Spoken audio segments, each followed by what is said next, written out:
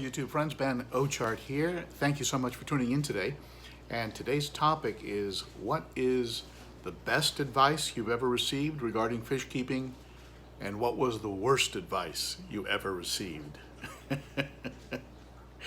I've certainly had experiences with both, and over the years, as I've learned and I look back at some of the earlier videos, I might have given out a little bad advice. But you learn, you evolve, and I've certainly taken some advice that in hindsight might not have been perhaps the best advice. But the takeaway on that for me was that I always have a role in it. And by that what I mean is, any advice I've taken, I can't blame the person that gave it to me, because ultimately I have to do my own research, I have to cross-check, and it's up to me to verify ultimately what it is that I'm about to do, and whether that's going to benefit or hurt the circumstances in my tank. As my friend Evan likes to say, the advice you follow should be your own. You really do need to not rely on just one source or jump very quickly off of a quick tip that you picked up. And I once made a mistake where somebody suggested in a video that the water flow in the tank should be circular. And so I went ahead and changed the position of canister outputs in my 60-gallon. But in doing so, I removed those outputs below the water line, whereas before they were above the water line. And so what happened is it eliminated the surface tension breakup and reduced the oxygen levels in the tank, resulting in about a 50% loss of my stock, including some very special fish like a Fusco that I had grown out that I was absolutely in love with. I lost some very beautiful fish, and but looking back on it, it was something that I should have verified and cross-checked and known a little bit more about before doing. Same thing on that Colomaris situation I had a while back. I can't blame that fish store because I bought fish that looked a little bit distressed in the tank when I bought them, and also I didn't quarantine them as long as I should have. So again, when you point a finger, as a friend of mine used to say, a thumb points back at you. So, so at any rate, that's my take on advice. But like I've done before, I took this subject to the members of the Facebook group, and here's what they had to say, and certainly share your thoughts below. Thank you. I surveyed the group with the question, best advice, worst advice about fish keeping that you ever received. And the responses went across a wide range of subjects. Michael said that a guy at a local fish store said I could put an Oratus in my mixed tropical tank. I woke up the next morning to half my fish dead.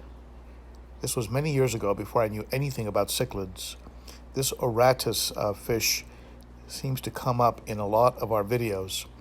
Winston said best was Purigen and all Seachem over API.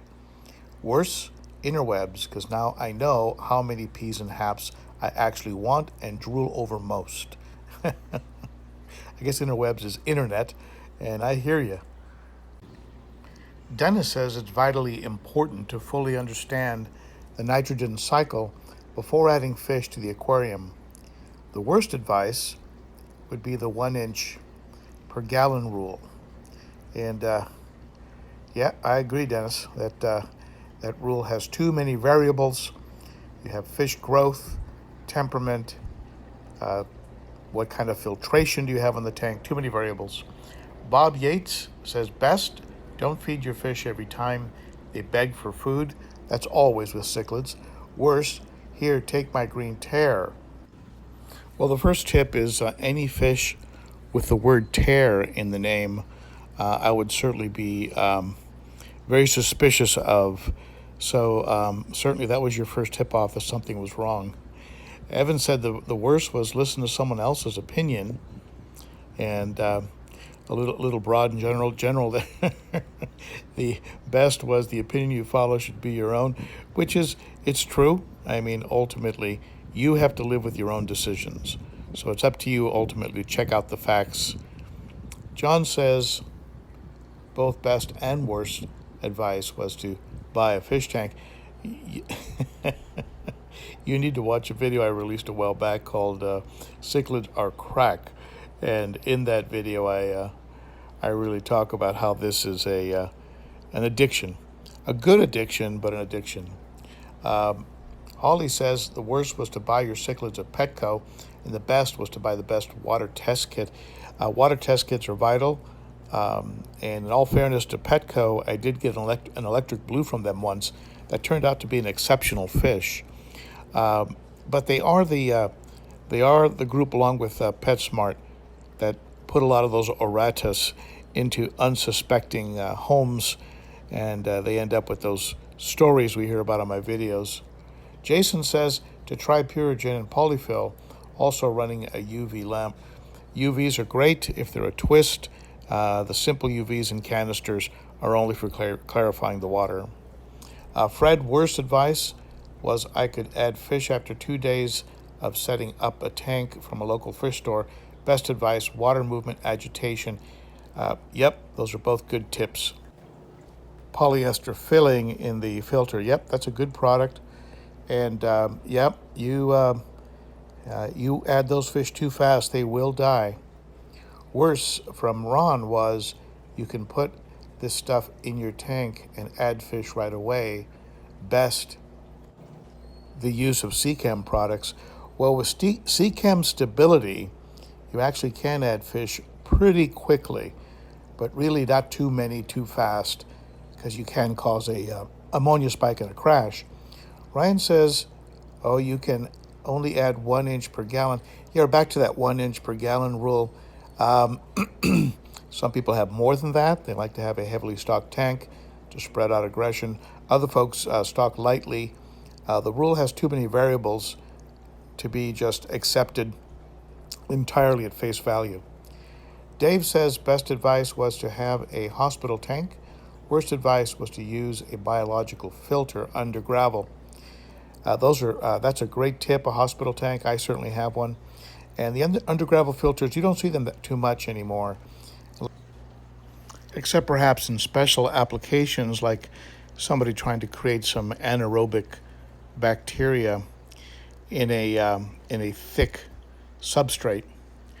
Bobby says best was to get the biggest tank you can afford and what you're needing the first time, and worse, overfeeding your cichlids will help to curb aggression. Yeah, this fish here was overfed, and as you can see, he is no longer aggressive. So, but all kidding aside, no, don't overfeed these fish. They are subject to bloat, Malawi bloat, and overfeeding will kill them. So no, don't. That is bad advice. And yes, get a big tank if you're getting into cichlids. So there you have it. So what's been the best advice you've ever received? Share it below. We all learn from it. And what's been the worst advice that by following it, you made things worse, or you were able to spot that it was wrong before you did it, but if you had done it, it would have been a disaster. Share that below too. There are takeaways and things that can be learned from both. Again, thank you so much for tuning in. Be sure to hit that bell that you see here and that you see down there, so you get notices. And also visit us at Facebook and join the group if you haven't already, ben.o.cichlid. I'll post it up here, and also follow on Instagram at ben.o.cichlid. Thank you so much for tuning in, my friend. You are appreciated. I say it over and over again, but I do appreciate you, and I really do think that you rock. Bye for now.